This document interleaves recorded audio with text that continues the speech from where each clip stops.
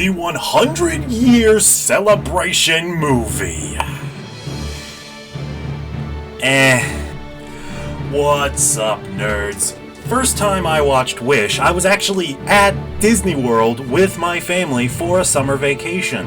And even on my first watch, I had to admit, the movie felt rushed. Everything happening extremely fast. You learn Magnifico's true colors within the first 20 minutes.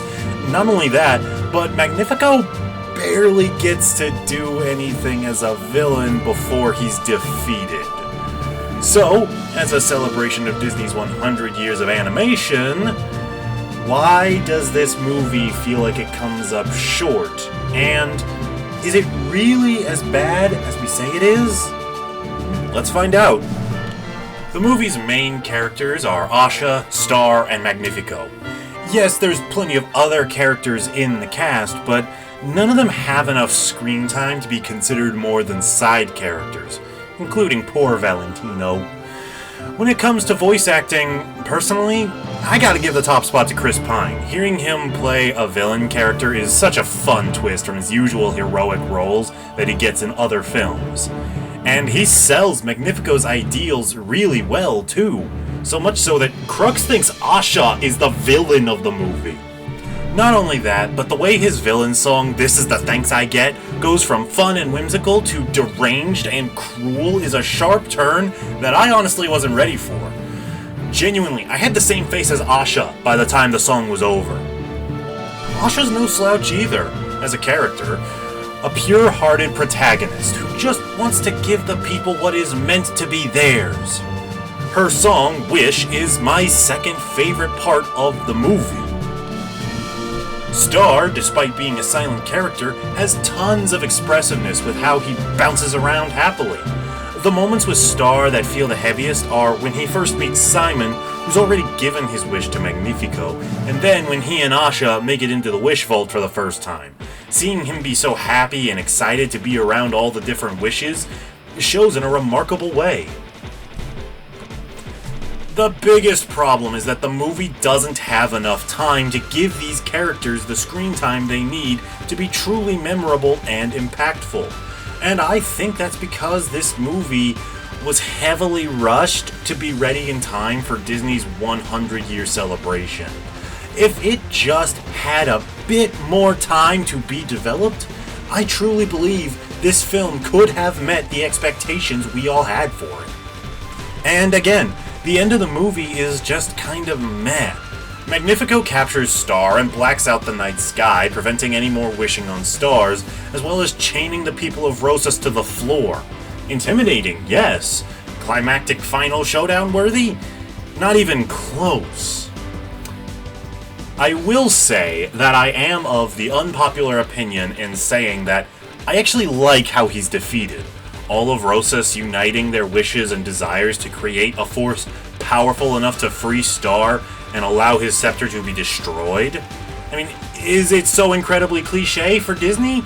Yes, but this movie is meant to be a celebration of Disney animation, so I think it was the right choice for this movie. Some other complaints are, as I alluded to, Asha's objective. Except that it's completely misinterpreted. People seem to think that Asha wants to grant every wish in Rosas, but that's not inherently true. What Asha really wants is to return the wishes that Magnifico took from the people so that every wish has a fair chance. Remember, the thing that turns Asha against Magnifico isn't that he's holding the wishes.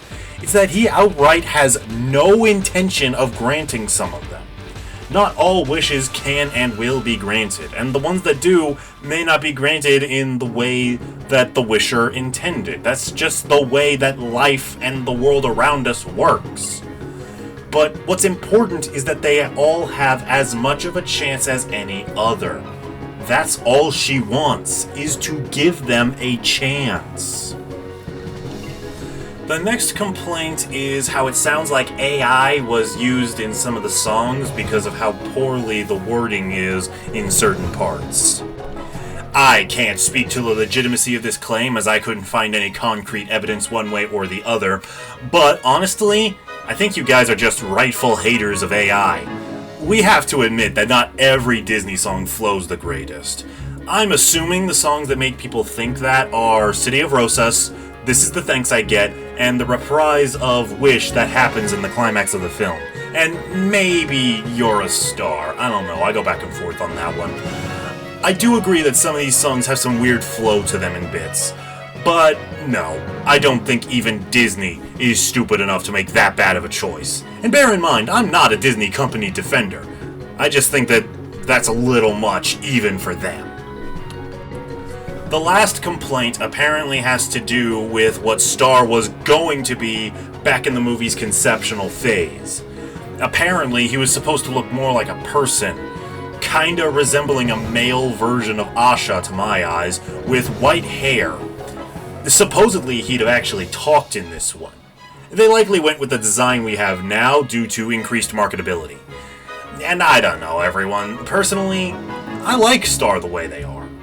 Sure, it'd have been cool to have this other version, kinda, but I don't think this Star is that big of a problem. So, if all of that is how I feel about the movie, then why am I defending it? Well, because everything I've said up until now covers what went through my mind the first time I watched the movie. When I saw it again upon it arriving on Disney Plus, I had a different experience. You see, first time I watched it as a movie. Second time, I watched it as an Easter egg compilation. This movie is chock full of references from all over Disney's animation history, enough that it should make Pixar jealous. Here, in no particular order, are all the ones that I was able to find when I rewatched this movie for the making of this video. First off, Asha's main cast of friends are very obviously supposed to be a parody of Snow White and the Seven Dwarfs. One of the wishes we see in Magnifico's collection is a clear duplicate of Peter Pan, even doing the famous dive scene from the original film. Hell, Magnifico even name drops Neverland when he destroys that wish. When he's destroying another wish, he says, "So much for true love," which is a reference to when Ursula said it to Ariel and Eric. The movie's opening does the obvious opening of the book start, which is a reference to multiple classic Disney films. There's a shot during The City of Rosas where two kids are rocking in a toy boat that reminds me of the scene in Lilo and Stitch with the spaceship toy thing that Stitch thought was real. This one could just be my mind playing tricks on me, but something about how the camera works in the final chorus of the movie's titular song makes it feel similar to Pocahontas' Colors of the Wind song. At the end of You're a Star, one of the deer is straight up named Bambi, which I'd like to think is a self-explanatory reference. When Star shot a bolt of magic into Magnifico's study, a quill started to draw Mickey Mouse, finishing the ears before the scissors started chasing it. As Magnifico is making his staff, you can actually see the poisoned apple sitting just off to the side. Once Asha goes into hiding, her hood makes her look familiar to the fairy godmother, even getting a wand that looks very much like hers at the end of the movie. During Knowing What I Know Now, we see the face of the magic mirror from Sleeping Beauty and a shadow puppet representing Magnifico. Neat foreshadowing. The magic Magnifico uses to chain down the people of Rosas kinda looks like the thorns from Maleficent's magic thorn trees. And back a minute ago, remember the guy whose wish was the Peter Pan reference? Well, as we learn at the end of the movie, after everything is all said and done, his name actually is Peter. And finally, we get to my favorite part of the movie. The credits. As the credits scroll, we're treated with constellations of all the various beloved characters that Disney has given us over their century. And Pocahontas is here too! And as you're watching them, you get to listen to a song that makes my heart literally glow with warmth. I never skip the credits of Wish. Heck, I'll watch the entire movie just to enjoy the credits. The song A Dream Worth Dreaming is so nostalgia-invoking and thematically beautiful for Disney and what its purest foundations are. It helps to remind me that, in spite of the many, numerous, multiple, uncountable mistakes this company has made, and, let's face it, will continue to make, it all started with a man who had a dream and put his everything into making it a reality. The man who drew a mouse on a train ride that would go on to become an icon of animation history. You can say whatever you want about Wish, and Lord knows plenty of people already have. But this movie knows how to make references that make you feel nostalgic, which I feel is what they're trying to do in the first place. If the movie itself was better paced and had been allowed the time they needed, it wouldn't need the Easter eggs to carry it. I give this movie a 5 out of 10. When you watch it just for the film, you'll be disappointed, no helping that. But if you look for all the nods to Disney's history, you won't be sorry. And keep in mind, these were just the references that I myself could find. There could be many more that I totally missed.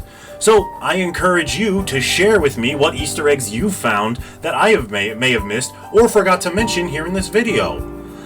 Thank you guys so very much for watching. Be sure to like, comment, and subscribe. Don't forget to ring the bell so you never miss an upload. Check out my buddy Tyler Crux. He does a lot of fun stuff on his channel, like his Road to Completion videos. Definitely check those out if you haven't already.